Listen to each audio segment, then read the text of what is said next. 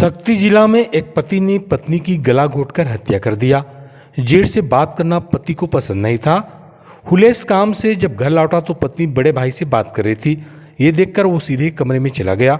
संतोषी जब कमरे में आई तो हुलेस ने उसे थप्पड़ जड़ दी। गुस्से में पत्नी ने भी हुलेस की उंगली काट लिया। इसके बाद आरोपी ने वारदात को अंजाम दिया। मामला शक्ति जिला के डभरा थाना क्षेत्र का है।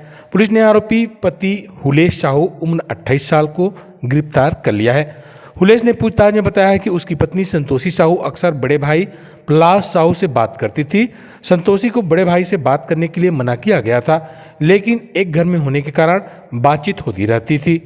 पूछताछ में पता चला कि हुलेस काम के सिलसिले में अक्सर घर से बाहर रहता था, कभी कभी ही वो घर आता था। शनिवार रात फिर से उसने अपनी पत्नी को बड़े भाई के साथ बात करते देख लिया। बेडरूम में संतोषी और हुलेस के बीच इसी बात को लेकर के विवाद हुआ था, जिसके बाद हुलेस ने संतोषी को बेड पर पटका और उसका गला दबा दिया। संतोषी चिल्लाने की कोशिश की तो उसका मुंह भी बंद कर दिया। हुलेस ने तब तक संतोषी का गला दबाए रखा जब तक उसकी जान नहीं निकल गई। हुलेस को जब संतोषी की मौत की पुष्टि हुई तो वो कमरे का दरवाजा खुला छोड़कर टहलने निकल गया। दरवाजा खुलने की आवाज़ आई तो हुलेस के बड़े भाई की नींद खुल गई। बड़े भाई ने बाहर निकलकर देखा तो हुलेस टहल रहा था।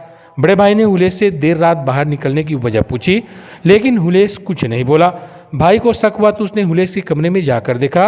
वहां बेड पर संतोषी का शव देखकर उसके होश उड़ गए। इस बाद पूरे मामले की जानकारी पुलिस को दी गई। संतोषी हुलेस की तीसरी पत्नी थी। इससे पहले उसकी 2 शादी फेल हो चुकी थी। पूछताछ में पता चला कि वो अक्सर अपनी पिछली पत्नी से भी विवाद करता था, जिसकी वजह से दोनों ने उसे छोड़ दिया था।